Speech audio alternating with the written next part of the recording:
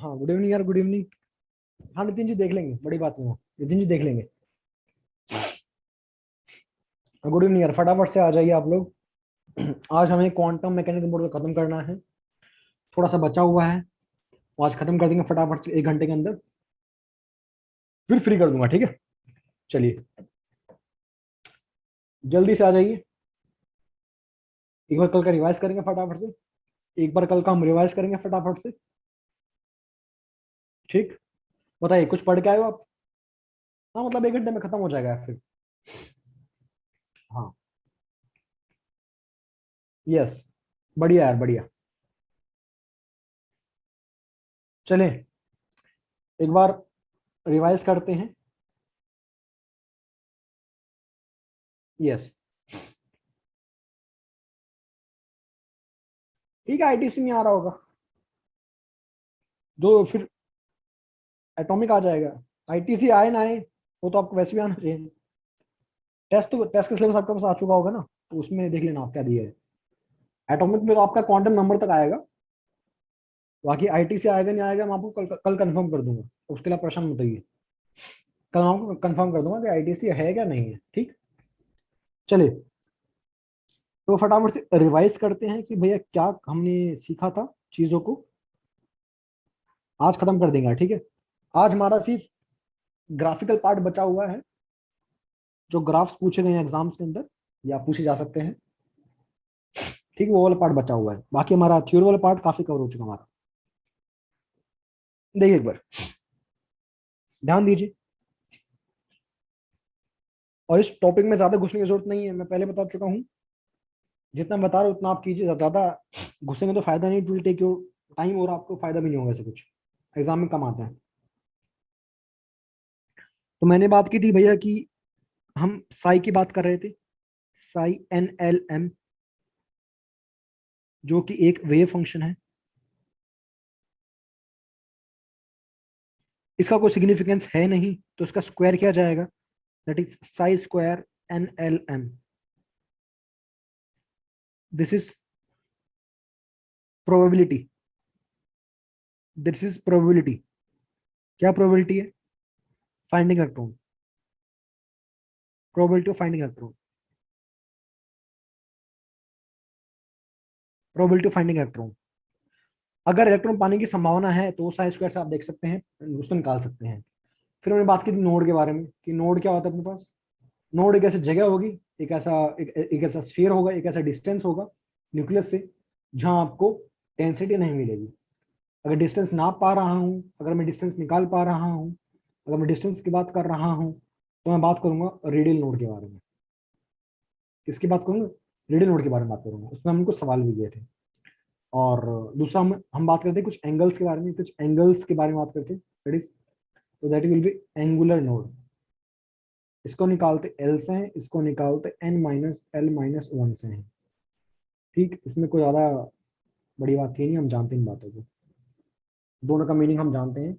इसको निकालते हैं हम n-l-1 से हैं, और इसको निकालते हैं हम l से हैं। तो आप ध्यान से देख लीजिए। सो साइज और वेव फंक्शन, साइज पर आपकी प्रोबेबिलिटी रहेगी ढूंढने की। अब नोड कहाँ आएगा, कैसे आएगा, कैसे पता करेंगे? देखो, जिस पॉइंट पे साइज का 0 हो जाएगा, जहां साइज का 0 हो रहा है, इसका मतलब वहां डेंसिटी, वहां प्रोबेबिलिटी जीरो, डेंसिटी नहीं, वहां प्रोबेबिलिटी 0 है। अगर प्रोबेबिलिटी 0 है किसी पॉइंट पे, तो मैं बोलूंगा कि उस पॉइंट पे नोड आ चुका है। उस पॉइंट पे क्या आ चुका है? नोड आ चुका है। बिकॉज नोड का मतलब ही क्या होता है?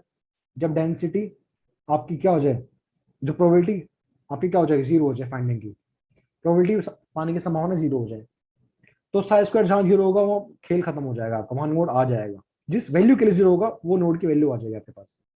अगर साई किसी भी चीज के लिए 0 नहीं हो पा रहा, तो वहां नोड नहीं आ रहा होगा। ठीक है। अब साई स्क्वायर 0 करेंगे तो इसका क्या मतलब है? कि आप साई को 0 कर रहे हो, इसका ये तो मतलब है। यस, बिकॉज साई स्क्वायर आपको एग्जाम में गिवन नहीं होता, आपको एग्जाम में वेव फंक्शन गिवन होता है, दैट इज साई। तो अगर मैं साई को 0 करूंगा, तो जो वैल्यू सेटिस्फाई करेगा वो सेम वैल्यू साई स्क्वायर के लिए सेटिस्फाई होने वाली है। हमने कल इस पे कुछ क्वेश्चन देखे भी थे, कुछ बातें की भी थी। अब हम बात करेंगे एंगुलर नोड के बारे में। हमने कल कुछ एंगुलर नोड के बारे में कुछ बात की भी थी, यानी कि एंगुलर वेव फंक्शन के बारे में। ध्यान दीजिए, वहीं से कंटिन्यू नहीं कर रहा हूं मैं। कल हमने कुछ चर्चाएं की थी एंगुलर वेव फंक्शन के बारे में। हमने कुछ बातें की थी इनके बारे में, कि भैया एंगुलर वेव फंक्शन के बारे में हम क्या जानते हैं क्या नहीं जानते हैं। तो मैंने बात की थी भाई कि एंगुलर वेव फंक्शन के लिए it will depend on theta and phi. Theta and phi, theta phi अपने पास एंगल्स थे, आप जानते हैं। कल हमने खूब इनकी एंगल्स की बात भी की थी, एंगल्स की वैल्यू पुट भी की थी, ये बात थी। और फिर मैंने आपको कहा था कि पी एक्स, पी वाई और पी जेड, तीनों के लिए मैंने आपको साई की वैल्यू दिखा के दिखाया था। और मैंने कहा था कि देखो जेड, जेड क्या था, जेड आपका आर कोस थीटा हो चुका था, याद कीजिए आप। जब मैंने एक्स वाई जेड को, कार्टेशियन को पोलर में कन्वर्ट किया था, तो मेरा जेड क्या बन गया था, आर कोस थीटा। और एक्स क्या बन गया था, एक्स क्या बन गया था, R sine theta cos phi. और वाई क्या बन गया था, R sine theta sine phi. याद है आपको, ये अपने पास वैल्यूज थी इसकी, जब मैंने अपनी कार्टेशियन को पोलर कोऑर्डिनेट्स में कन्वर्ट किया था।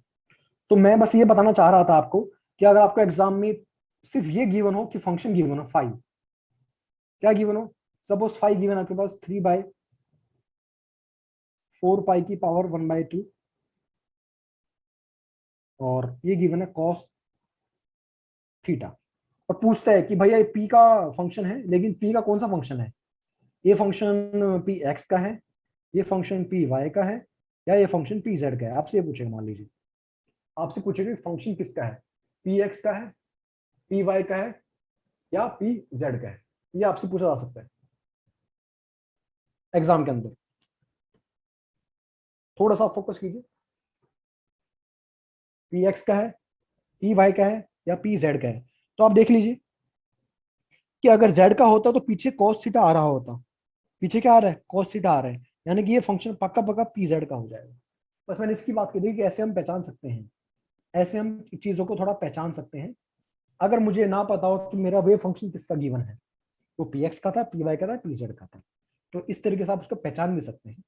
ठीक है, एस में तो हम एस का कुछ होता नहीं, एस का तो एक ही ऑर्बिटल होता है। इन पी में अपने पास 3 ऑर्बिटल्स होते हैं, तो हम तीनों को ऐसे पहचान सकते हैं। क्लियर है। फिर हमने कुछ बात की थी अबाउट कि भैया अगर पी एक्स होगा, पी वाई होगा, या पी जेड होगा, तो वैल्यूज क्या क्या आने वाली हैं, और वैल्यूज क्या क्या हम उसको ऑब्जर्व करने वाले हैं। ये सब बातें हम कर चुके हैं। ठीक है, सिमिलरली हम सारा खेल डी के लिए भी कर सकते हैं कि D X Y, D X Z, D Y Z, ये सारा खेल आप इसके लिए भी कर सकते हो। तो जो यहाँ हमने काम किया था, सेम काम यहाँ भी किया जा सकता है। अगेन सेम चीज को टाइम खराब करने का फायदा नहीं है, हम चीजों को समझ चुके हैं, चीजें क्या होने वाली है, हम चीजों को खूब जान चुके हैं, तो बार बार इसको सेम चीज करने का फायदा नहीं है। आप चाहो तो एक चीज और कर लीजिए, बस एक का कर लीजिए। डी में 5 होते हैं, मैं किसी एक का करके दिखा देता हूँ आपको मैं। ठीक है, तो डी का आपको मैं दे रहा हूँ वेव फंक्शन दे रहा हूँ एंगुलर पार्ट का,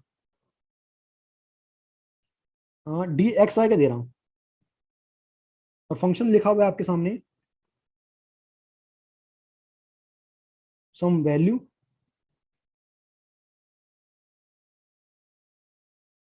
sign square theta sine 2 five की दे रखा है। ठीक, ध्यान दे लीजिए कैसे सोचेंगे।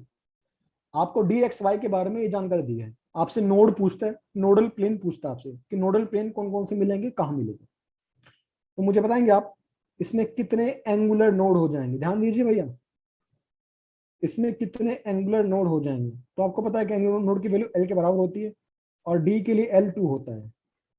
तो आंसर मुझे पहले से पता है, आंसर मुझे पहले से पता है कि नोड 2 आने वाले हैं, कि नोड 2 आने वाले हैं, नोड 2 आने वाले हैं, नोड 2 आने वाले हैं। अब दो नोड कौन कौन से होंगे वो चेक करना है मुझे, दो नोड कौन कौन से होंगे वो चेक करना है मुझे। So what is D X Y, D X Y ऐसे बना हुआ, ध्यान दे लीजिए भाई यार, ये एक्स है Y between the axis at an angle of 45 degree, याद आ गया आपको, this is D X Y between the axis. तो हमसे पूछता हूँ इसमें नोडल प्लेन कहाँ कहाँ है, इसमें नोडल प्लेन, इसमें नोडल प्लेन्स कहाँ कहाँ हैं, कितने होंगे प्लेन, दो होंगे सर। जो नोड्स होते हैं उतने ही प्लेन्स होते हैं, दो होंगे, दो होंगे। कौन कौन से होंगे, पहला होगा देखो एक्स और वाई में तो ये है, जेड में नहीं है, तो एक होगा जेड एक्स, एक हो जाएगा वाई जेड। ठीक है, प्लेन के लिए दो एक्सिस चाहिए होती है अपने पास। एक्स वाई में तो खुद है ये, एक्स वाई प्लेन में तो खुद है ये, एक्स वाई प्लेन के अंदर तो खुद बैठा हुआ है डेंसिटी, डेंसिटी खुद है इसकी। तो नोड कहाँ आएगा, नोड आ रहा होगा अपने पास, नोड आ रहा होगा आपके पास जेड एक्स प्लेन में और वाई जेड प्लेन में। दो आएंगे, एक जेड एक्स आएगा, एक वाई जेड आएगा, एक जेड एक्स आएगा, एक वाई जेड आएगा। अब मुझे चेक करना है कि थीटा और फाई की क्या वैल्यू पुट करूं कि मुझे जेड एक्स और वाई जेड मिल सके। थीटा और फाई की क्या वैल्यू पुट करूं, तो मैं एक वैल्यू पुट करूं थीटा की 0, फाई की मैं पुट कर रहा हूं 0, थीटा की मैं पुट कर रहा हूं सपोज 0, और फाई की मैं पुट कर रहा हूं सपोज 90। इन वैल्यूज के लिए मुझे मेरा Z X and Y Z planes मिल सकते हैं। एक बार हमको कंफर्म करना पड़ेगा, लेकिन उससे पहले एक बार आप लोग यहां तक लिख लीजिए, ताकि मैं डायग्राम से ये एंगल्स को कंफर्म कर सकूं और आपको ज्यादा बेटर विजुलाइज करा सकूं। ठीक है, ये एग्जाम में आपको गिवन होगा। डी देखते आपको पता है कि दोनों उड़ाने वाले हैं, प्लेन कौन कौन से होंगे, दो ही होंगे, वो भी कौन कौन से होंगे, एक्स और वाई के बीच में खुद है ये, तो एक्स जेड वहां पे नहीं होगा और वाई जेड वहां पे नहीं होगा। तो ये दो प्लेन इसमें आने वाले हैं। जैसे पी एक्स में था, पी तो एक्स पे था ना, तो वाई जेड अलग था, पी वाई था, एक्स जेड अलग बच गया था इस तरीके से। पर यहाँ दो एक्सिस ऑलरेडी है इन्वॉल्व, तो मुझे एक कॉमन जो ना हो उसको चेक करना है, और साइड में दूसरी आ जाएगी। तो जो एक्स और वाई के बीच जेड नहीं है, तो जेड एक्स और Y Z, this will be the nodal planes. एक बार आप यहां तक लिखिए, ताकि मैं थोड़ा सा फिर आगे चर्चा कर सकूं, ताकि मैं आपको एंगल के बारे में कुछ विजुलाइज करा सकूं। बताइए।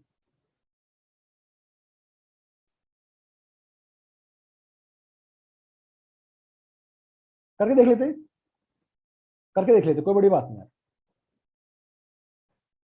देख लिया। वो तो करके देख लेंगे वैल्यूज, तो यार वो बड़ी बात नहीं है।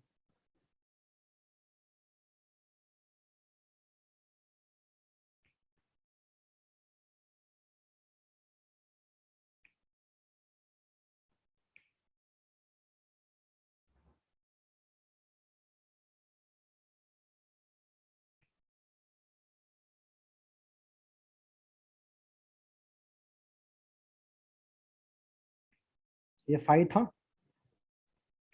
Yes, yes. तो मुझे बताइए, अगर मैं थीटा को 0 करता हूं और फाइव को 0 करता हूं, तो फंक्शन 0 हो जाएगा, फंक्शन 0 हो जाएगा, हाँ फंक्शन 0 हो जाएगा। पर कौन सा एक्सिस आएगी, ऐसा करने पे कौन सा एक्सिस आएगी। थीटा 0 किया तो मैं यहाँ आ गया, जेड पे आ गया, और फाइव 0 किया तो मैं एक्स पे आ गया, यानी कि ये वैल्यू मुझे जेड एक्स देंगी। This value will give me Z X plane, ये रहा जेड एक्स। और जब मैं थीटा 0 करता हूँ और फाइव 90 करता हूँ, तो भी फंक्शन 0 हो सकता है, यस। जब मैं थीटा 0 रखता हूँ और फाइव 90 करता हूँ, तो भी फंक्शन 0 हो सकता है बिल्कुल। तो कौन से प्लेन होंगे वो, थीटा 0 मतलब मैं जेड पे आ गया हूँ, थीटा 0 मीन्स मैं जेड पे आ चुका हूँ, yes. And five 90 means five 90 यहाँ होगा, वाई पे आ चुका हूँ। So this value correspond to ZY plane या YZ plane। ये अरे आंसर पहले से पता है ना भाई, कि डी है तो दो नोड आएंगे, पहले से पता है कि डी है तो दो नोड आएंगे। वो नोड्स की वैल्यू पता कर रहा हूँ उसमें, दो प्लेन्स आएंगे, एक जेड एक्स प्लेन आएगा, एक वाई जेड प्लेन आएगा। पर कौन से एंगल्स पे आएगा, बस मुझे वो जस्टिफाई करना है। ये एंगल्स को मैं क्या पुट करूं कि वैल्यू 0 हो जाए साई की, तो मैं कुछ वैल्यू ये वाली यूज कर सकता हूँ 0 करने के लिए। और जब मैंने ऐसा किया, तो मेरे पास जेड एक्स और वाई जेड प्लेन आ चुका है। ये मुझे पहले से याद था, इसको बस मैं जस्टिफाई कर रहा हूं इस ग्राफ के थ्रू, इस इक्वेशन के थ्रू। आंसर मुझे पहले से पता है कि dx y में दो नोड आने वाले हैं, जेड एक्स और वाई जेड, जेड एक्स और वाई जेड। उसको लाना कैसे है, किस एंगल पे आएंगे, उनको जस्टिफाई मैंने आपके सामने किया है। ये बात कल भी तो की थी, ये बात हमने कल भी तो की थी, सेम चीज तो है। ठीक,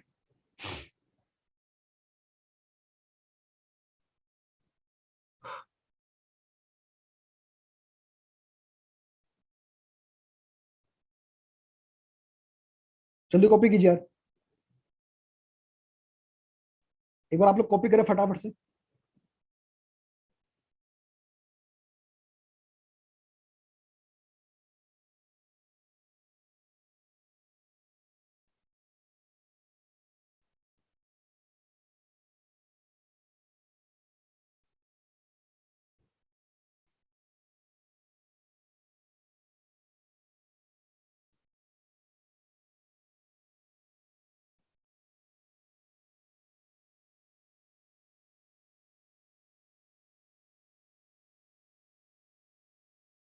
यस,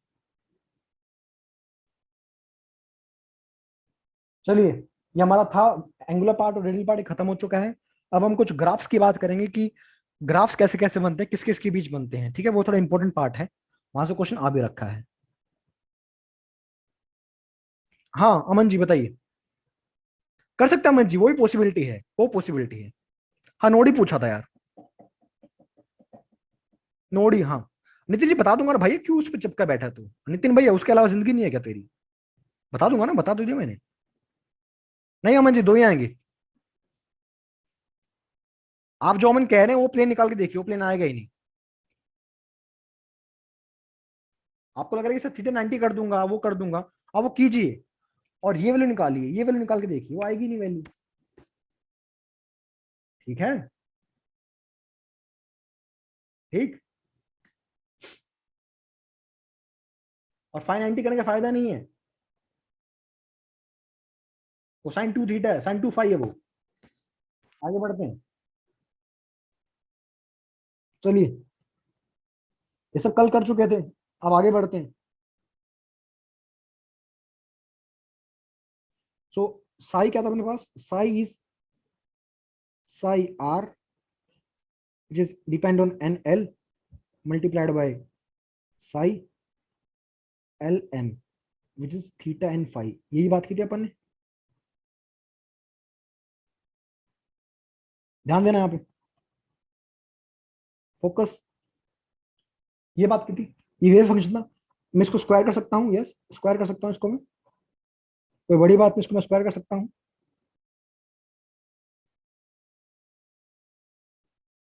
यस, एन एल मिलेगा यहाँ से मुझे, दैट इज रेडियल पार्ट, ये रेडियल पार्ट था मेरे पास, ये कौन सा पार्ट था, ये मेरे पास एंगुलर पार्ट था, into psi L M theta phi, square कर सकते हैं, कर सकते हैं स्क्वायर करने में, ऑन स्क्वायरिंग, बिकॉज आपको पता है कि साई का सिग्निफिकेंस कोई है नहीं, तो मैंने स्क्वायर कर दिया उसको, तो बाकी ये वैल्यूज भी स्क्वायर हो जाएंगी, मैंने पूरा इक्वेशन में स्क्वायर मार दिया। सो देखो मुझे यहाँ से क्या मिलेगा, अब यहाँ से हम क्या ऑब्जर्व करेंगे, इसको क्या बोला गया, इसको क्या बोला गया, इसको बोला गया प्रोबेबिलिटी डेंसिटी, इसको क्या बोला गया, प्रोबेबिलिटी डेंसिटी बोला गया।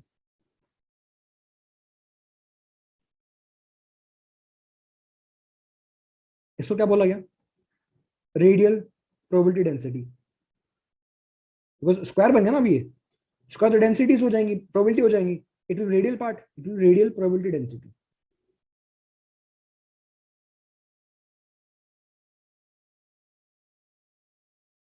और ये एंगुलर पार्ट है, तो एंगुलर, देखो साई स्क्वायर क्या है, इट इज प्रोबेबिलिटी डेंसिटी, अगर रेडियल होगा तो रेडियल आ जाएगा, एंगुलर होगा तो एंगुलर आ जाएगा।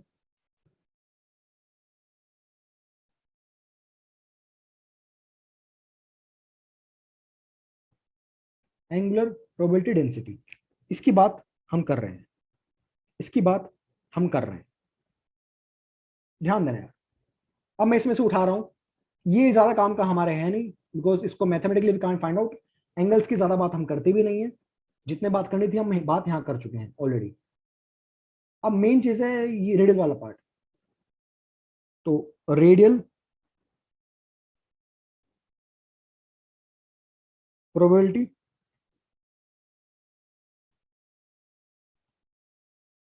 ध्यान देना, इट इज समथिंग डिफरेंट, ध्यान देना, radial probability distribution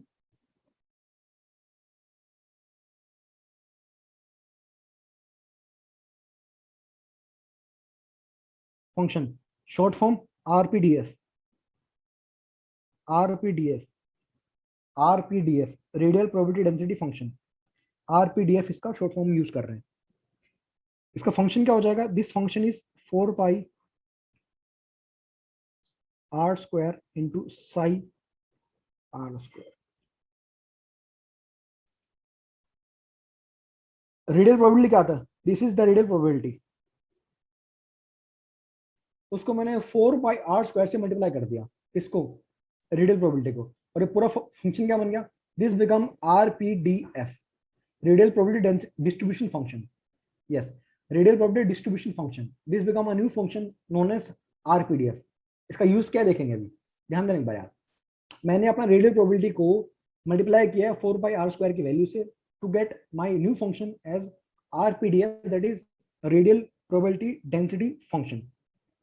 radial probability density function, इसकी मैंने चर्चा की है।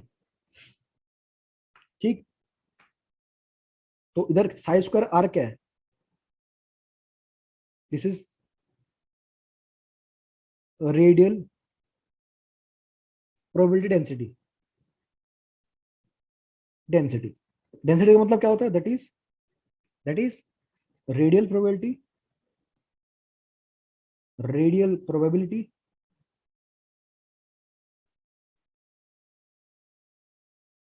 ऑफ फाइंडिंग इलेक्ट्रॉन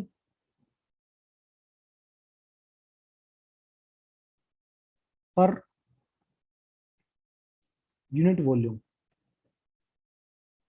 डेंसिटी क्या होती है? What is density? Mass by volume. ये मास मास की बात तो कर नहीं रही, तो it is something by volume, that is electron finding probability per unit volume, per unit volume, that is will be density. उसका सिग्निफिकेंस की बात कर रहे हैं। So finding of electron per unit volume, that is density. ठीक, so radial probability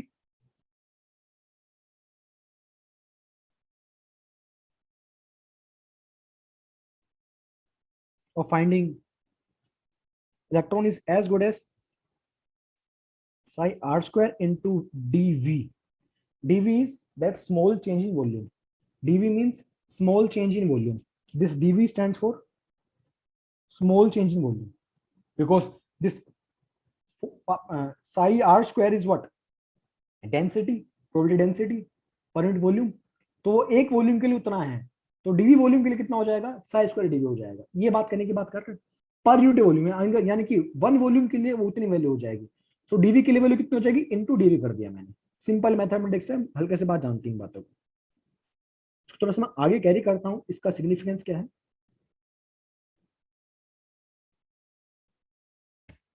ध्यान देना।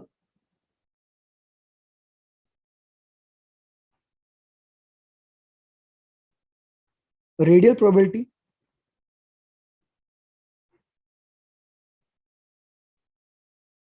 Of finding electron in a shell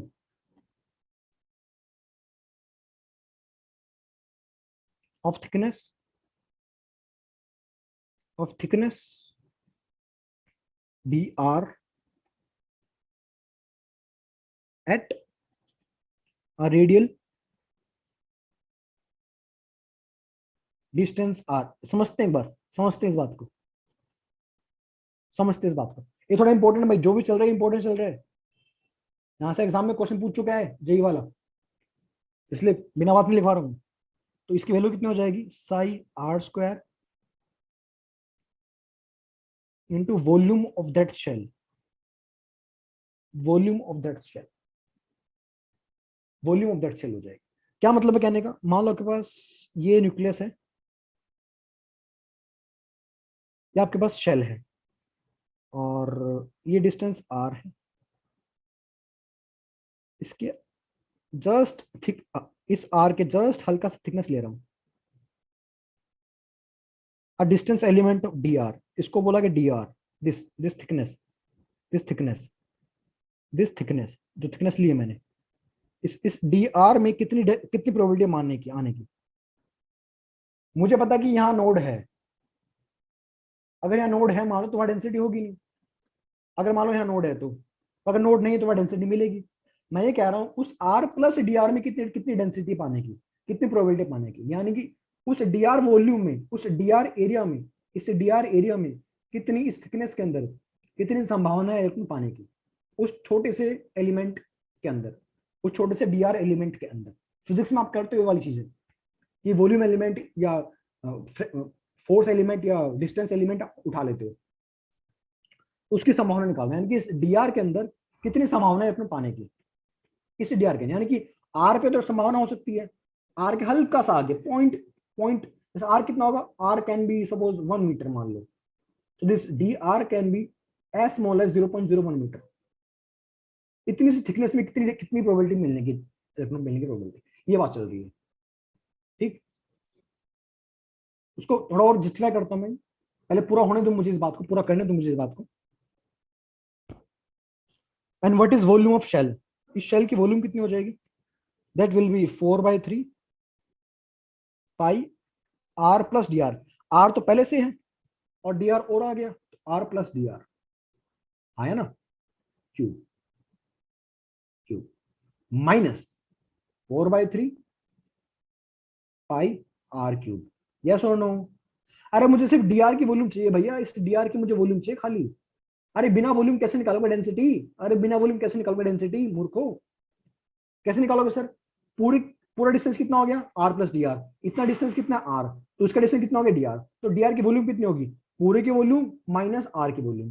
पूरे की वॉल्यूम कितनी है, आर प्लस डी आर, इतने की वॉल्यूम, एंड उसमें से आर को माइनस कर दूंगा, ये आर है and this is r plus d r, complete distance बाहर तक का, यहाँ तक का।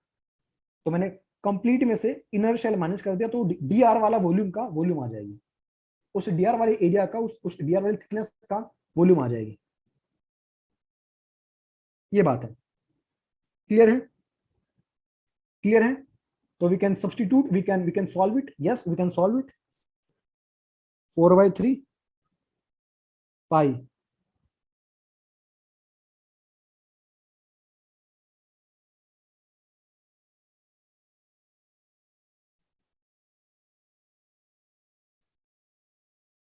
यस, पहले कहा था काफी मैथमेटिकल हो जाएगा, और मैं पूरा पढ़ाता हूँ, मैं डिटेल में, मैं डिटेल पूरा पढ़ाऊंगा। यस, अब क्या करें सर, बड़ा मुश्किल लग रहा है, तो ये सब बड़ा मुश्किल लग रहा है, ये तो बड़ा अजीब सा लग रहा है सर। घबराइए मत, घबराइए मत, कुछ नहीं है, ये सब दिखाने वाली बातें हैं, घबराने की जरूरत नहीं है आपको, आपको घबराने की जरूरत नहीं है। अगर आप देखेंगे तो 4/3 पाई आर क्यूब कैंसिल हो जाएगा, क्या बच गया, डी आर क्यूब प्लस, एक बार पूरा खत्म हो जाने दीजिए तो आपको ज्यादा बेटर समझ में आएगा, बीच में कुछ भी आप डाउट लेके बैठोगे तो फायदा नहीं है, बिकॉज टॉपिक जब खत्म पूरा हुआ ही नहीं, डाउट तो आएगा ही। यस, अब क्या कर सकते, तो भयंकर है, मुझे बताओ भैया, अगर डी आर बहुत छोटा है, very small, D r is very small, thickness काफी छोटी मानी मानी होगी, काफी छोटी है, तो छोटे का स्क्वायर करो तो और छोटा हो जाएगा ना यार, छोटे का स्क्वायर करोगे, छोटे का क्यूब करोगे तो और छोटा हो जाएगा। कैसे बात कर रहे हो सर, 2 का क्यूब करोगे तो 8 नहीं आ जाएगा, अरे मोनो 2 नहीं है, बहुत छोटी वैल्यू है, इतनी छोटी वैल्यू के पॉइंट लगाने पड़ जाएंगे, 0.001 के आसपास है, क्यूब करके देख, और छोटा नहीं हो जाएगा, तो कोई भी छोटी वैल्यू का और क्यूब स्क्वायर करो तो वो वैल्यू और छोटी चली जाएगी, ये बताने की कोशिश कर रहा हूं मैं, and that d r is very very less value as compare to the original r. ठीक है, तो मैं क्या लिखना चाहूंगा, तो मैं यहाँ से क्या क्या निष्कर्ष निकालूंगा, देख लीजिए मैं यहाँ से क्या बोल रहा हूँ, ignore since dr is himself very small, itself very small, तो इसका क्यूब करेंगे या इसका स्क्वायर करेंगे, तो we can ignore that, ignore, इसको इग्नोर कर सकते हैं, इसको इग्नोर कर सकते, इग्नोर करने का मतलब क्या होता है, we can assume it to be zero, we can assume them to be zero, तो ये जीरो हो गया और ये जीरो हो गया, डी आर स्क्वायर, तो क्या बच गया, हाँ भैया, फाइनली क्या बच गया, वॉल्यूम ऑफ शेल। फिजिक्स में करोगे आप या बार बार आगे जाओगे जब मैकेनिक्स में, जब तुम मुझे याद करोगे, हाँ सर सही कह रहे थे, ये बच गया, ये बच गया, चलिए कैसे बचा, यहाँ देख लो, यहाँ देखिए, कुछ को तो नहीं दिखा देगा तो उनको ही बता दूंगा, 4/3 चल रहे, और 4/3 मल्टीप्लाई करके अंदर पूरा खुलेगा, तो 4/3, ये बाहर 4/3 चल रहा है भैया, ठीक है, ये बाहर 4/3 चल रहा है, 4/3 पाई चल रहा है, वो तो पूरा चल रहा है, बिकॉज मैंने इस वैल्यू को मल्टीप्लाई, इसको यहाँ से कैंसिल किया था, तो this 4/3 will be 4/3 pi r cube plus 4/3 pi d r cube plus 4/3 pi, ये सब चलेगा अंदर, ठीक है, मैंने इसको मैंने कैंसिल किया था, क्या बचेगा अंदर आपके पास, बचेगा 4/3 pi R into 3 R square D R, ये बचेगा ना, इस 3 से ये 3 गया, गया नहीं गया, क्या बचेगा finally, 4 pi are square D r, this is volume of shell, किसकी वॉल्यूम है सर ये डिस्टेंस आर था, ये थिकनेस डी आर थी। इस डी आर थिकनेस की वॉल्यूम निकाली मैंने, इतनी आएगी। इस डी आर थिकनेस की वॉल्यूम निकाली मैंने, इतनी आएगी। पहला काम मैंने ये किया, ऐसे नहीं कि ऐसे हवा में कर दो, मैंने इसकी ये निकाली वैल्यू, मैंने this is the value I have calculated. D R, D R volume की, डी आर थिकनेस की वॉल्यूम निकाली मैंने, कितनी आई? 4πr² d are, 4πr² d are. Clear है? क्लियर है? सो आगे बढ़ता हूं मैं, थोड़ा सा मैं चीजों को आगे बढ़ाता हूं। रेडियल प्रोबेबिलिटी, चाहता तो सीधा लिखवा देता कि ये है मान लो, क्या बोलता? मान लो। तो मानना नहीं है, उसको प्रूव करना है। Radial probability of finding electron in a shell of thickness D r. Finally लिख रहे हैं कि आंसर कितना आने वाला है? Thickness D r at a distance r. कुछ आर डिस्टेंस पे थी वो thickness D r, r plus d r distance पे थी। कितना हो जाएगा वैल्यू? पाई आर स्क्वायर तो था, साथ में volume of shell. What is volume of shell? 4πr² d r. काफी पेशेंस चाहिए इसके लिए, डेरिवेशंस होने के लिए, और काफी प्रैक्टिस आपको करनी पड़ेगी, मतलब देखना पड़ेगा स्क्रीन पे जो मैं दिखा रहा हूँ आपको अच्छे से। ये आप देख पा रहे हैं मेरे ख्याल से? ये आप देख पा रहे हैं मेरे ख्याल से? तो क्या बन गया? ये क्या बन गया? ये बन गया 4πr², 4πr² into ψ²r into D R. और ध्यान से देखिए, ध्यान से देखिए, मैंने इसी वैल्यू को ऊपर क्या लिखवाया है? मैंने इसी वैल्यू को ऊपर आरपीडीएफ लिखवाया है, अगर आपको दिख गया हो तो। नहीं दिखा? देख लीजिए, थोड़ा ध्यान दीजिए। ये रहा, या this value, this is RPDF, radial probability distribution function. 4πr² into ψ²। ψ² is radial density, radial density probability की, उसको 4πr² से मल्टीप्लाई किया तो मुझे एक नया फंक्शन मिला, आरपीडीएफ मिला मुझे। वो आरपीडीएफ को मैंने बना के दिखाया आपको कि मैंने कैसे लेके आया हूँ, देख लीजिए आप। RPDF for some element D R, for some element D R, किसी छोटे एलिमेंट डी आर के लिए ये आरपीडीएफ हम लगा सकते हैं। इस पे हम इस पे बात कर सकते हैं, ठीक? इस पे हम बात कर सकते हैं। इससे क्या निकालेंगे सर? इससे हम क्या निकालेंगे सर? इससे we can find out total radial. अब ये उसको अच्छा लग रहा होगा, इसको फिजिक्स और थोड़ा मैथमेटिक्स का अच्छा आइडिया है यहाँ तक, कि इंटीग्रेशन क्या होता है, इंटीग्रेशन से क्या मायने इंटीग्रेशन के। हल्का हल्का आपने पढ़ा होगा शायद मेरे ख्याल से, पता नहीं। In a sphere of radius R is, radius R, R बराबर 0, आर बराबर आर, 4πr²। अरे इंटीग्रेशन करते किसी एलिमेंट से करेंगे ना भाई। अगर मुझे इंटीग्रेशन करना है तो पीछे डी आर तो चाहिए ना मुझे इंटीग्रेशन करने के लिए। अगर मैं बोलता हूँ एक्स का इंटीग्रेशन हो तो एक्स डीएक्स लोगे ना तुम, वाई का करो तो वाई डीवाई लोगे ना तुम इंटीग्रेशन करने के लिए। तो आर का इंटीग्रेशन करो तो आर डी आर लोगे, तो पीछे डी आर आ गया, अपने आप आ गया डी आर, मैं नहीं लेके आया। 4πr² into ψr² into D r. This is the crunch of this topic, कि मुझे प्रोबेबिलिटी कहीं भी निकालनी हो तो मैं निकाल दूंगा। इफ आई हैव द, अगर मेरे पास क्या हो, फंक्शन हो, ये तो मुझे पता ही होता है, ये तो एलिमेंट है डी आर। बस मुझे क्या पता होना चाहिए? फंक्शन पता होना चाहिए, फंक्शन कि साई का फंक्शन क्या दिया हुआ है, और एग्जाम में देगा आपको वो। और अच्छी बात कि आज तक इस पर सवाल पूछा नहीं गया, आज तक इस पर सवाल पूछा नहीं गया कि टोटल प्रोबेबिलिटी कितनी है इलेक्ट्रॉन पाने की, आज तक नहीं पूछा गया। कब? 0 से डिस्टेंस आर के बीच, आज तक पूछा नहीं गया इस पर सवाल। बहुत टफ हो जाएगा सवाल पूछेंगे भी तो, आपको पता है बात। पहले आपको अच्छे से पता होना चाहिए कि ये है क्या, उसके बाद हम सवाल करने या ना करने की बात कर पाएंगे। और इंटीग्रेशन परफॉर्म करना थोड़ा आसान टास्क नहीं है। मुझे नहीं पता आपको इंटीग्रेशन कितना आता है, मुझे बताइए। आपको आपको आइडिया है इंटीग्रेशन का? हल्का सा आइडिया है? गुड। तो ये आपको क्लियर हो पा रहा है थोड़ा बहुत? थोड़ा बहुत क्लियर हुआ नहीं हुआ बताइए? थोड़ा हुआ क्लियर? ये क्लियर हो थोड़ा बहुत क्या कंसेप्ट है अपने पास? Yes, good. चलिए चलिए ध्यान दीजिए। अच्छा है, तो देखो आपको भी पता है कि अगर मुझे किसी एलिमेंट डीआर के लिए मैं निकाल रहा हूं, तो उस डीआर एलिमेंट पे मुझे निकालना है वॉल्यूम। मैंने उसकी वॉल्यूम निकाल ली, वॉल्यूम निकाल ली उस शेल की, ये शेल है एक छोटा सा, उस शेल की वॉल्यूम निकाल ली मैंने। कितनी वॉल्यूम आई? 4πr² dr। और मैंने क्या बोला कि radial probability of finding electron eight a distance r, तो वो कितनी हो जाएगी?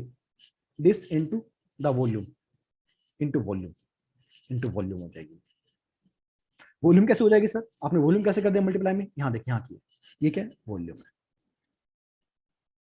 किसकी वॉल्यूम है? उस डीआर के लिए कुछ वॉल्यूम आई होगी, that is volume of shell. इसी को वॉल्यूम ऑफ शेल बोला गया आगे चल के। Because what is density? एक यूनिट वॉल्यूम के लिए, 1 यूनिट वॉल्यूम के लिए कितनी डेंसिटी है? साई आर स्क्वायर है। तो डीवी यूनिट, तो डीवी वॉल्यूम के लिए कितनी हो जाएगी? Psi r square into d v हो जाएगी।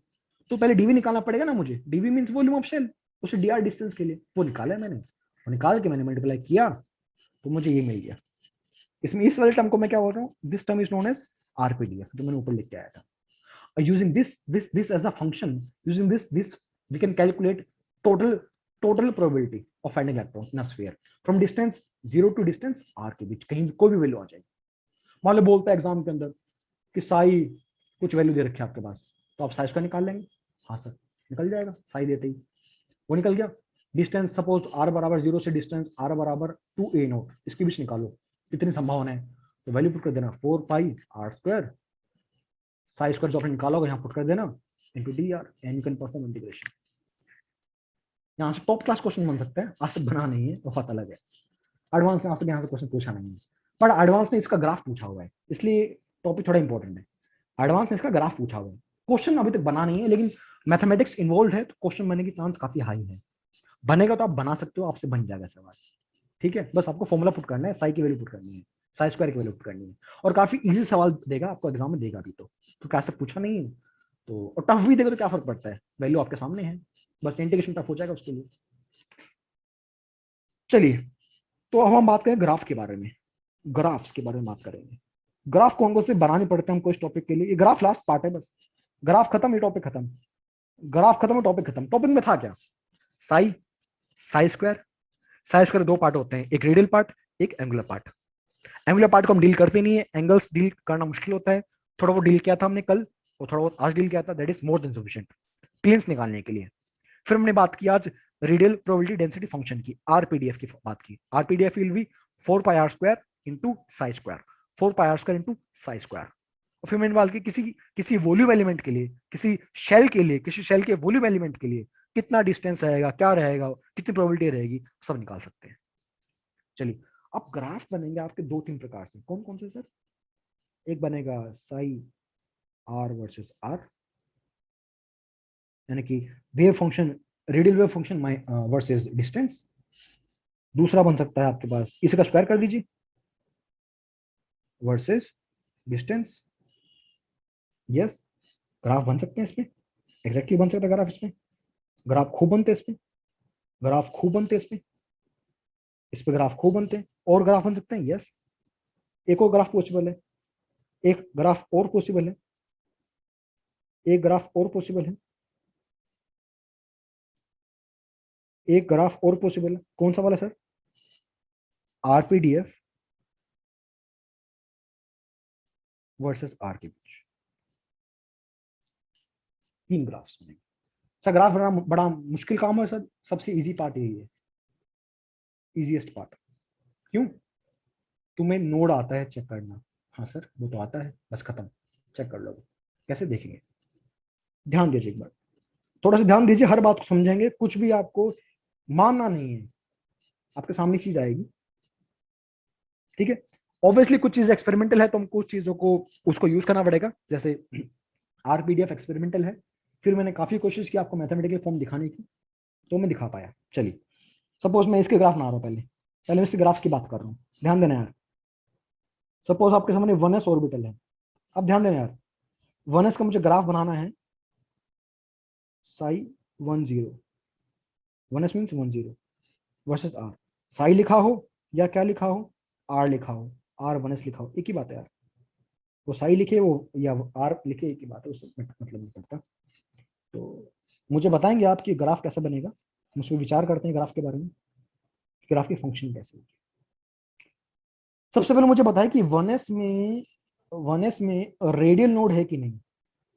आप बोलोगे सर n-l-1 करूंगा,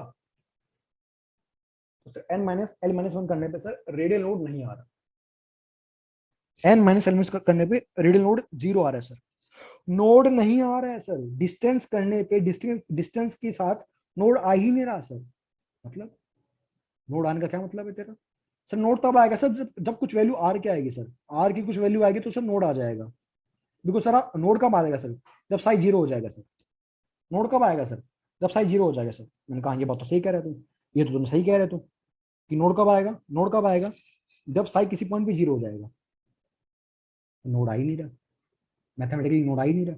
इसका मतलब ये वाला साई फंक्शन किसी भी पॉइंट पे 0 नहीं होने वाला, यानी कि ग्राफ ये बनेगा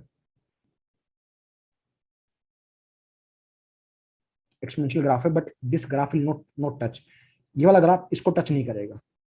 टच कर दिया मतलब उस पॉइंट पे साइज 0 हो जाएगा, ऑब्वियसली आप समझते हो मैथमेटिक्स। अगर ये टच कर दिया, जहां टच किया मतलब उस पॉइंट पे साइज 0 हो चुका है। ये तो मतलब भैया, अगर ये वाई फंक्शन इस एक्स पे टच कर रहा है मतलब वाई 0 है उस पॉइंट में, ये तो मतलब है। पर वाई 0 हो सकता है कि मुझे पता है साइज 0 हो सकता है कि इस पॉइंट पे नहीं हो सकता, बिकॉज 1s में नोड ही नहीं है, 1s में नोड ही नहीं है। अगर 1s में नोड है ही नहीं तो ये फंक्शन आपका इसके साथ अनंत काल तक चलता रहेगा, एक्सपोनेंशियल फंक्शन है। एक्सपोनेंशियल फंक्शन कैसे है? जो भी वैल्यू आई थी आगे मुझे याद नहीं, जरूरत भी नहीं, एक्सपोनेंशियल। साई की हर फंक्शन क्या है? एक्सपोनेंशियल है। ठीक, पैराग्राफ। सर एक और बताइए, तब थोड़ा हम ज्यादा बिलीव करेंगे इस बात पे, ज्यादा इसको हम कॉन्क्रीट तरीके से समझेंगे। एक और ध्यान दीजिए, तो सर ग्राफ ऊपर से आएगा हमेशा। हाँ आप मान सकते हैं ग्राफ ऊपर से आ रहा है। किस किस के लिए ऊपर से आएगा सर? एस के लिए, पी के लिए, डी के लिए। देखते हैं, ड्रॉ करते हैं। सेकंड ग्राफ ड्रॉ कर रहा हूं 2s के लिए, वही psi 2s versus r, psi 2s versus r, psi 2s versus r, ये वाला। एक और ट्रिक है। ट्रिक क्या है? पहली बात तो याद क्या करना है, एस का कोई भी ग्राफ होगा, एस का ग्राफ अगर होगा किसके लिए? साई वर्सेस आर के लिए, और साई स्क्वायर वर्सेस आर के लिए, हमेशा ऊपर से ही चालू होगा।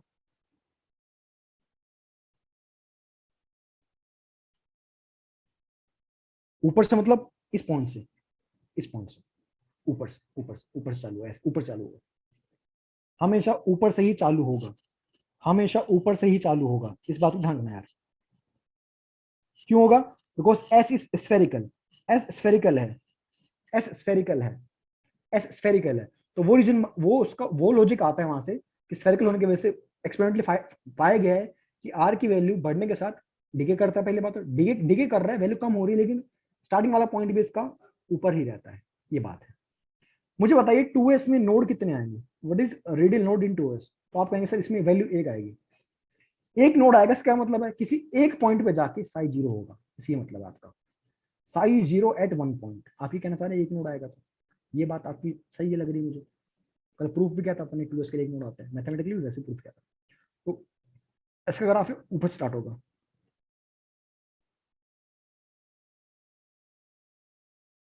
ये रहा, एक बार टच कर रहा है, ये नोड आपका कितने डिस्टेंस पे है ये नोड?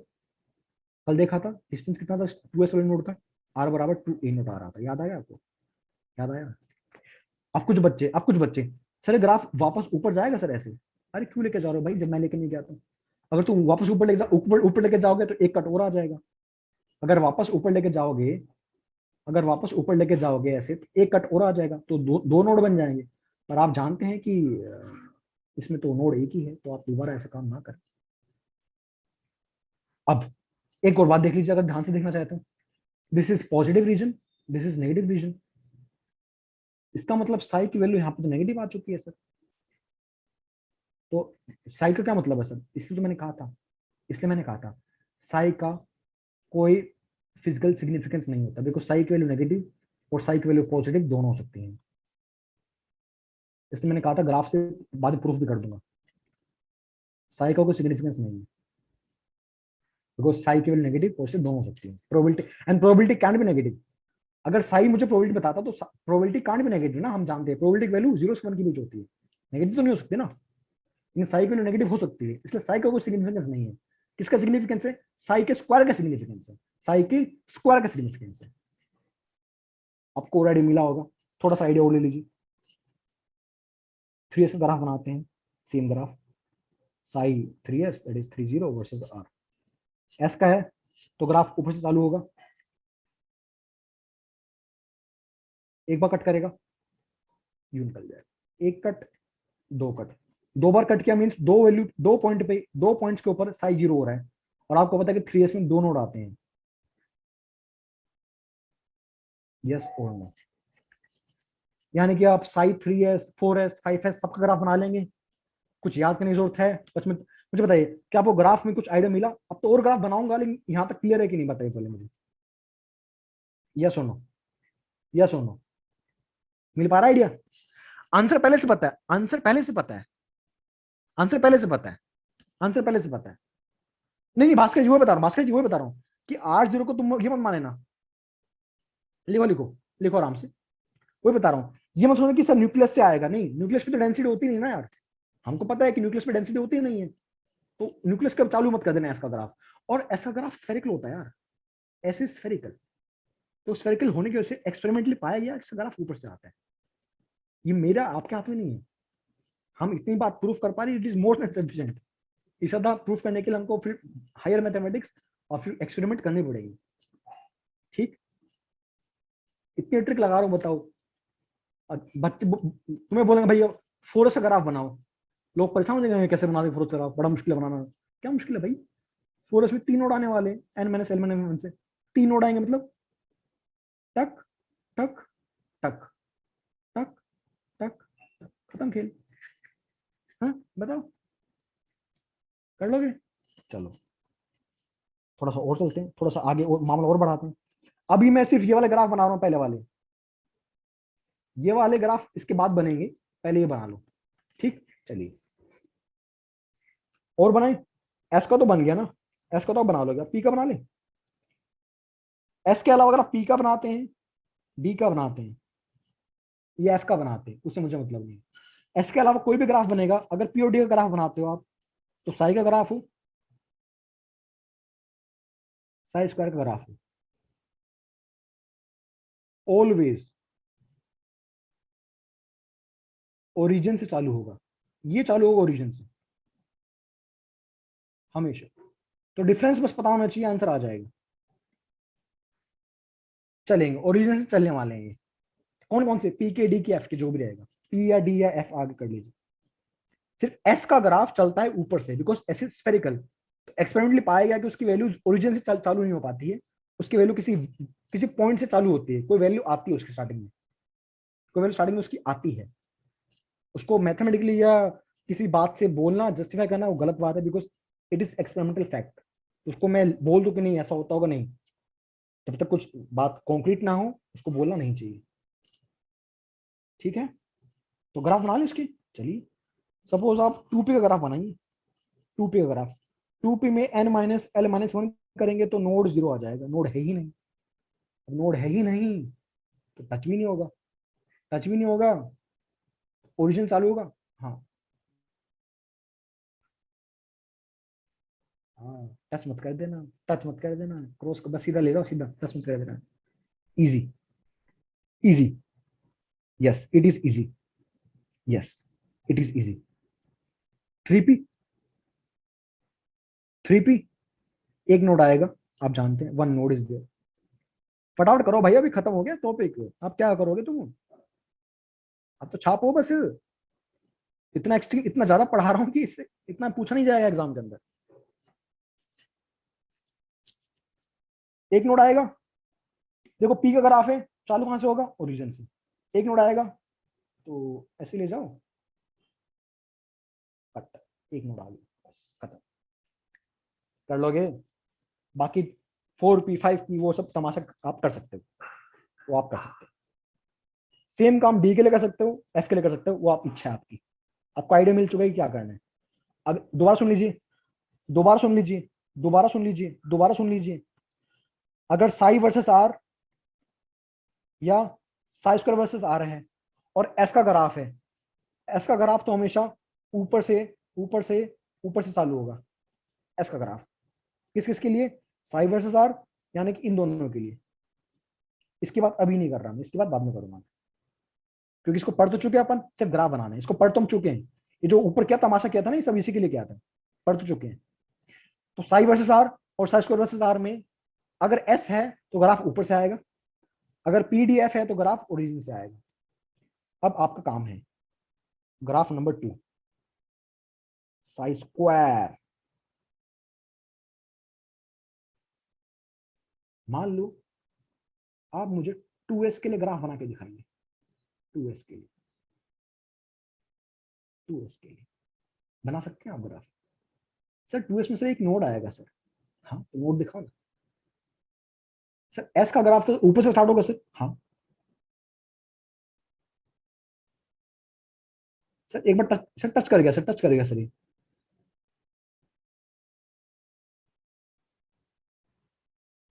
खत्म। सर आपने सर ऐसा क्यों नहीं बनाया है सर, सर ये क्यों नहीं बनाया सर, मूर्ख, बनाया मैंने यही था, ओ मूर्ख, बनाया मैंने यही था। पर स्क्वायर करते ही वैल्यू नेगेटिव वैल्यू क्या होगी, पॉजिटिव होगी। साई स्क्वायर कभी भी नेगेटिव नहीं हो सकता, आपको भी पता है बात। इसलिए साई स्क्वायर क्या बताया गया, इसलिए Sai square tells you about probability, याद करो। इसलिए Sai square tells you about probability, not Sai. Sai किसी काम का नहीं है, साई स्क्वायर काम है, तो बस साई के लिए वैल्यू हमेशा पॉजिटिव आएंगे। जो ग्राफ नेगेटिव में था उठा के ऊपर डाल दो, पॉजिटिव बन जाएगा। सपोज 3s का ग्राफ बनाता हूँ, 3s में कितने नोड थे, 2 नोड थे।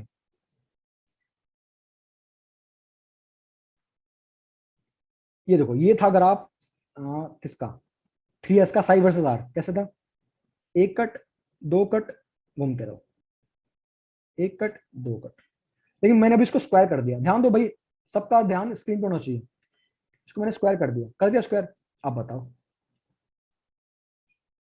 कट लगा ऊपर आएगा,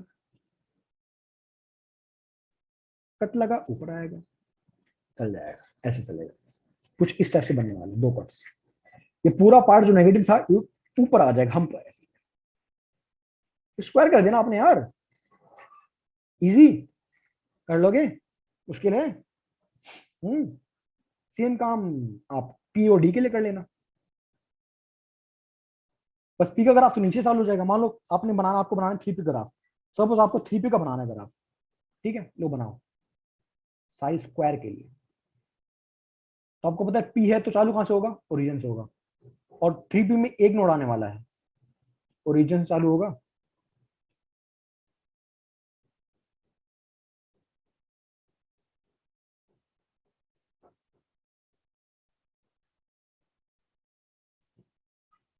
एक नोड ये रहा। और एग्जाम में आपको ग्राफ पहचानने को आएंगे, पता आपको ग्राफ बनाने को नहीं आने वाले, आपको एग्जाम में ग्राफ पहचानने को आएंगे कि ये ग्राफ किसके लिए है। तो क्या करना है आपको, नोड निकाल देना है बस, नोड निकाल लेना। नोड से जितने बार टच करेगा वो आपको दिख जाएगा उसका आंसर। सिंपलेस्ट, सिंपल क्वेश्चन बनते हैं ऐसे, बस आपको पता होना चाहिए हम कर क्या रहे हैं, हम पढ़ क्या रहे हैं। This is your this thing, this is your this thing. देख लीजिए एक बार आप, एक बार आप लोग देख लीजिए। लास्ट, लास्ट कौन सा थर्ड टाइप का graph, means RPDF, means 4 pi are square psi square D R versus R, versus R. किसके लिए था, शेल के लिए, shell of volume, shell of thickness D R के लिए। इसका ग्राफ कैसे बनेगा सर, इसका ग्राफ, इसका कोई भी ग्राफ रहे, कोई भी ग्राफ रहे, कोई भी ग्राफ हो, हमेशा ओरिजिन से,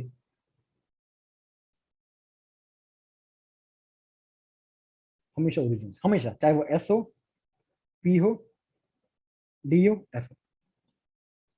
कैसे बनेगा ग्राफ? दिस इज आरपीडीएफ, उसका शॉर्ट फॉर्म लिख दिया मैंने। RPDF means this function versus R. Suppose 1s क्या है, सपोज किसका ग्राफ है, 1s का ग्राफ है सपोज।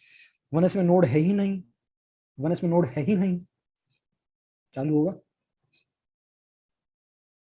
टच करते करते बच जाएगा, टच नहीं करेगा, टच करेगा तो नोड आ जाएगा ना, टच नहीं करेगा, टच नहीं करेगा। This completes your graphical part, this completes your graphical part. जब आप क्वेश्चंस करके आएंगे शीट के, कुछ बातें एडिशनली और बताऊंगा इसके बारे में, कुछ बातें एक्स्ट्रा और बताऊंगा। कब? जब आप क्वेश्चंस करके आएंगे शीट के। पहले यहां तक आप छाप लीजिए, पहले यहां तक आप छाप लीजिए।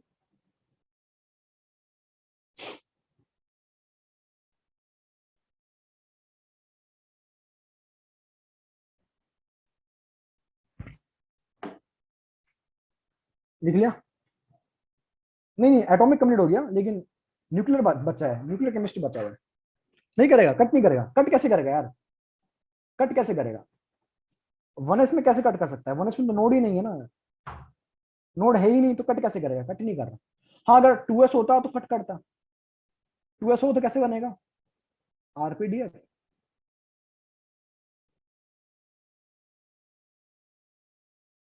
कट करेगा 2s, 2s में कट करेगा। पर आरपीडीएफ चालू कहां से होगा, ओरिजिन से होगा, चाहे वो 2s हो, 2p हो, 3p हो, कोई भी हो, ठीक है। और आरपीडीएफ होता क्या है, वो ये होता है, ये पूरा जो हमने काम किया था ना इसके, ये देखो, ये देखो पूरा, यहाँ देखिए, ये पूरा, ये पूरा पूरा function, this is your RPDF, this आरपीडीएफ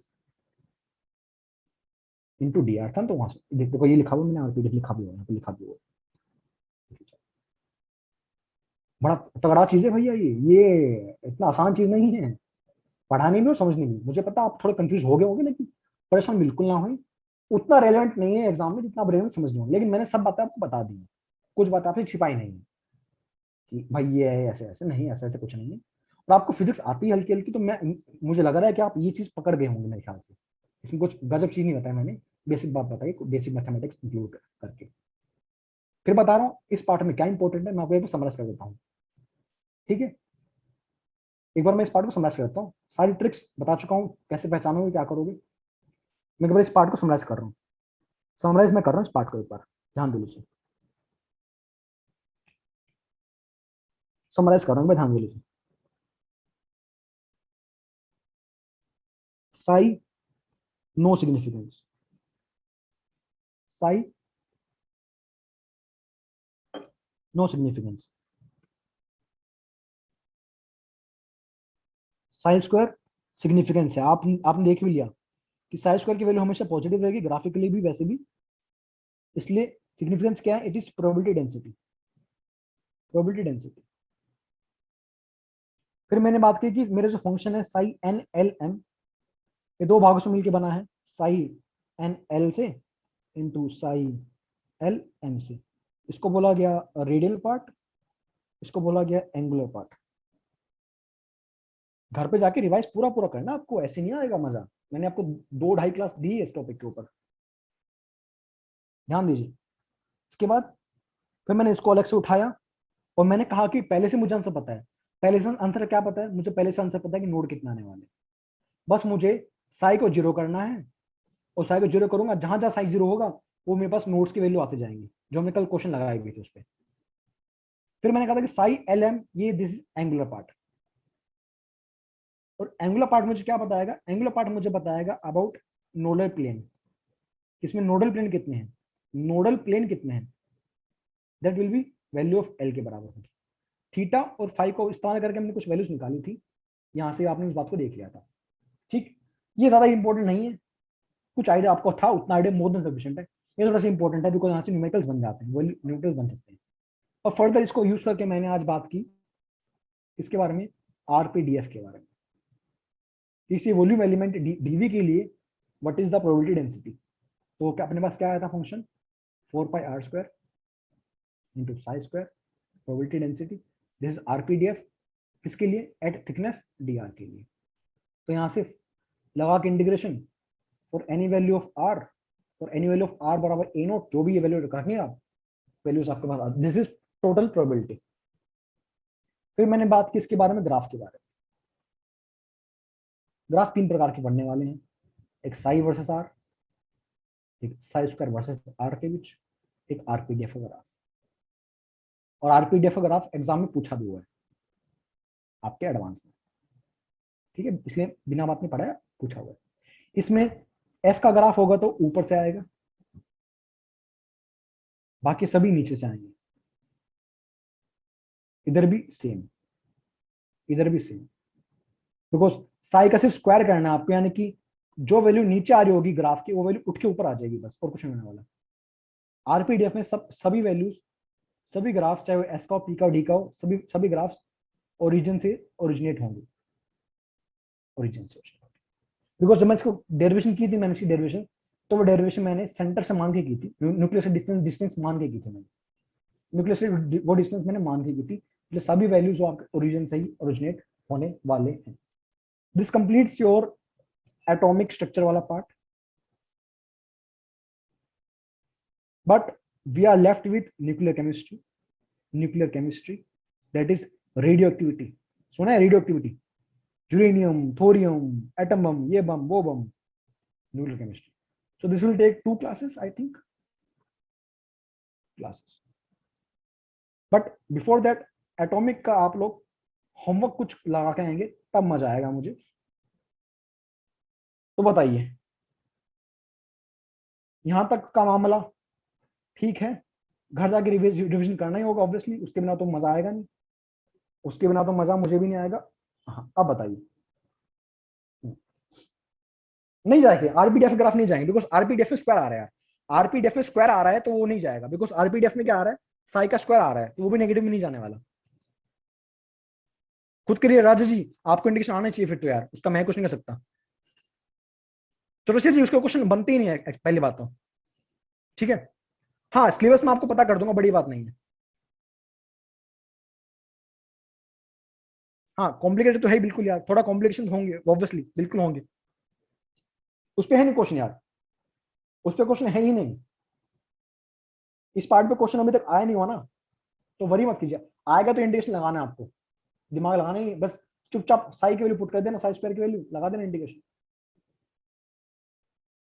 तो ग्राफ कुछ आपके सामने है, ग्राफ पे रट्टा मत मारिए ग्राफ को कि दो बार, सिर्फ लॉजिक देख लीजिए, कुल मिला के लॉजिक ये कि नोड निकालना आना चाहिए मुझे, अगर मुझे नोड निकालना आता है तो ये टॉपिक में कुछ भी नहीं है। आप मैथमेटिक्स देख रहे हैं, इंटीग्रेशन देख रहे हैं, वो आपकी इच्छा है, लेकिन मैं तो सिर्फ देख रहा हूँ कि नोड n-l-1 या l नोड है मेरे पास, सारा काम खत्म हो जाएगा, सारा काम खत्म हो जाएगा, सारा काम। फिर एग्जाम में मुझे टिक मारना है ऑप्शंस को, ऑप्शन को उठा के टिक मारना है, ठीक है। तो पहले कुछ होमवर्क मैं आपको दे देता हूं, चलिए। होमवर्क, होमवर्क में क्या करना है, आपके पास एक्सरसाइज 1 में एक्सेप्ट न्यूक्लियर केमिस्ट्री, बाकी बचा हुआ part,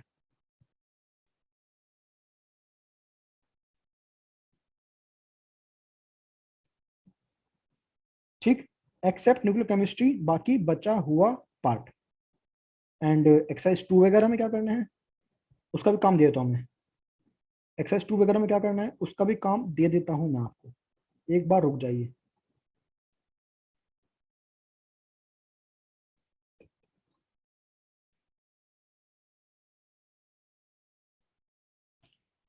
accept nuclear chemistry section, यानी कि न्यूक्लियर केमिस्ट्री का एक सेक्शन गिवन होगा, उसके अलावा बाकी सब आपको करके आने हैं, शायद एक ही सेक्शन बचा होगा होमवर्क के लिए। और एक्सरसाइज 2 करते रहे, ठीक है, मैं ये नहीं कह रही कल ही करके आने, लेकिन आप करते रहना साथ में, चालू कर दीजिए, मतलब मेरे ये कहने का मतलब है, काम चालू कर दीजिए, मेरा ये कहने का मतलब है। एक्सरसाइज 2 आपने शायद किया था चालू, मुझे याद नहीं है एक्सरसाइज 2 आपने चालू की थी नहीं की थी, शायद की थी आपने। एक्सरसाइज 2 में सेक्शन 1 में 30 क्वेश्चन करके आने हैं, 31 क्वेश्चन है, 31वां क्वेश्चन जो है वो न्यूक्लियर केमिस्ट्री का, वो नहीं करना। तो सेक्शन 1 में, एक्सरसाइज 2 में, सेक्शन 1 में जो पार्ट 1 है, 30 क्वेश्चन लगा के आना आपको। टोटल 31 ही है, पर वो एक क्वेश्चन अभी न्यूक्लियर केमिस्ट्री का गिवन है वहां पे। और पार्ट 2 में ये नहीं कर कल लगा के आने हैं, पर आप चालू कर दीजिए करना ये काम, मैं कभी भी डिस्कशन कर सकता हूँ। पार्ट 2 में कहाँ तक करना है आपको?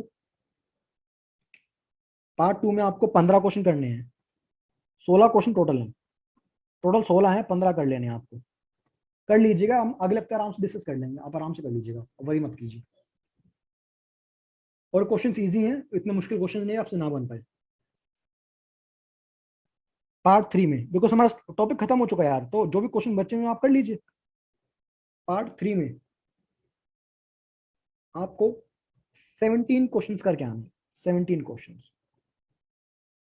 ये क्वेश्चन आप लगा लीजिए। टोटल कितने? टोटल 20 क्वेश्चन है शायद मेरे ख्याल से। 17 क्वेश्चन करने हैं आपको, पहले के 17।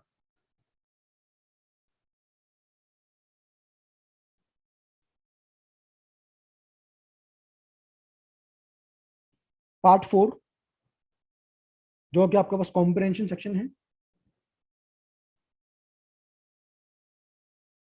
ये कंप्लीट। इसमें 5 कॉम्प्रिहेंशन है, कंप्लीट हो जाएंगे सारे सारे, कंप्लीट करना है आपको। एक्सरसाइज 3, ये होमवर्क कल नहीं करके आना है, तो डर मत जाना से इतना होमवर्क दे रहे हो। मूर्खो, एक हफ्ते का होमवर्क दे रहा हूँ। ये होमवर्क एक हफ्ते के लिए दे रहा हूँ मैं, ठीक है? ताकि जब न्यूक्लियर पढ़ाऊं बीच में तो आपकी होमवर्क करते रहो साथ साथ में। तो डर मत जाना, इतना काम दे दिया करने के लिए।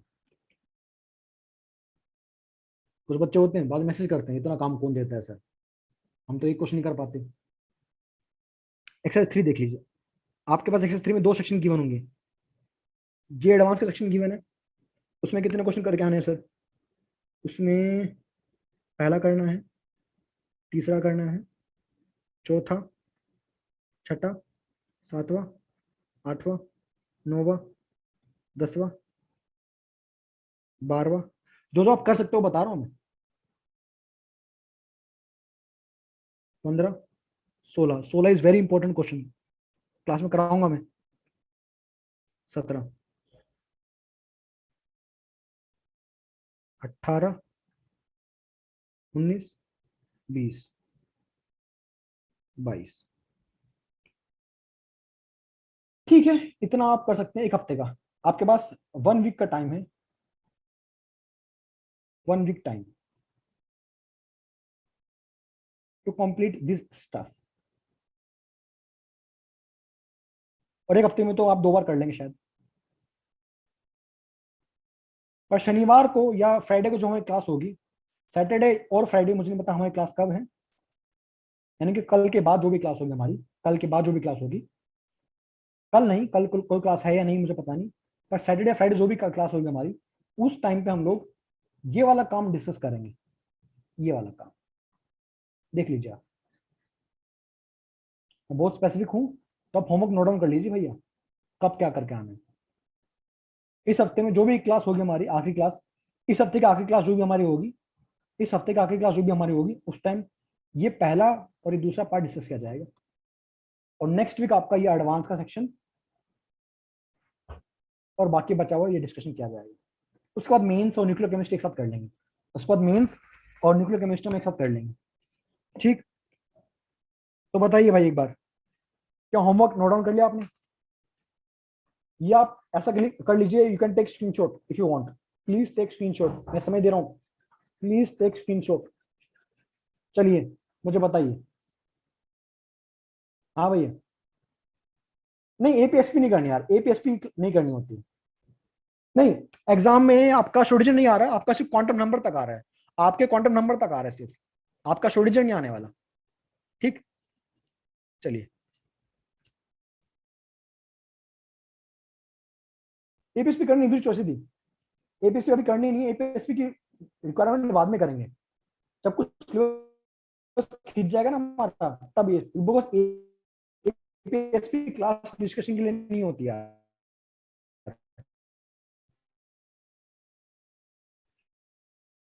Class discussion, that is for self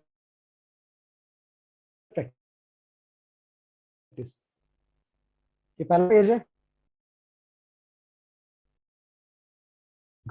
घर आके रिवाइज करना भैया, हरा गिलास खाली, नजरिए देखने का। चलिए प्रैक्टिस करेंगे, क्वेश्चन करेंगे, आप क्वेश्चन में आपको डाउट आएंगे, मजा आएगा, डाउट डिस्कस करेंगे। देखो एटॉमिक कितना बड़ा टॉपिक है यार, आप सोचो 1 महीना हो गया एटॉमिक पढ़ते हुए, 1 महीना हमको कम से कम हो गया एटॉमिक पढ़ते हुए। It is such a vast topic, इतना बड़ा टॉपिक है एटॉमिक, कोई छोटा मोटा टॉपिक थोड़ी ना एटॉमिक कि आए मुंह धो के पढ़ने बैठ गए, ऐसे नहीं होगा ना। It will take time. It is one of the toughest topic of chemistry, काफी टफ टॉपिक माने जाते हैं। अगर आप कर पा रहे हो 70% 60% भी कर पा रहे हो तो आप बहुत अच्छे लेवल पे स्टूडेंट। प्रैक्टिस और कीजिए, वो हो जाएगा, 100% तक आ जाएगा। इजी नहीं है कि नामकरण करो, ये करो, वो करो। It is a bit difficult, it will require your efforts. चले ठीक है, मिलते हैं नेक्स्ट टाइम। चलो यार, टेक केयर। नहीं अभी कुमार जी बता दूंगा नेक्स्ट टाइम पे, नेक्स्ट टाइम मैं बता दूंगा। हाँ वरदान जी हो सकता है, वरदान जी बताऊंगा, डाउट अच्छा आपका, वरदान जी डाउट आपका अच्छा है, वरदान जी देख लिया मैंने आपका डाउट। नहीं श्रेयांश नहीं करना, बहुत बच्चे, पीसी अब तो स्टार्ट हुआ मनीष। चले मिलते हैं, मेरी क्लास भी है, इसके बाद मोल पढ़ेंगे, इसके बाद हम पढ़ेंगे मोल कॉन्सेप्ट। क्वांटम नंबर मतलब before before Schrodinger, before quantum mechanical model तक पढ़ के आना आपको। ईसी वीसी सब पढ़ना आपको एग्जाम के लिए। इलेक्ट्रॉनिक कॉन्फ़िगरेशन पढ़ना है, रूल्स पढ़ने हैं और क्वांटम नंबर्स पढ़ने हैं। ठीक? नहीं अंशु, नहीं नहीं शांत, एचएलपी क्लास में डिस्कस के लिए नहीं होती है। HLP is not for the class discussion. ठीक, आप कर सकते हैं, आपकी मर्जी चाहे तो। चलो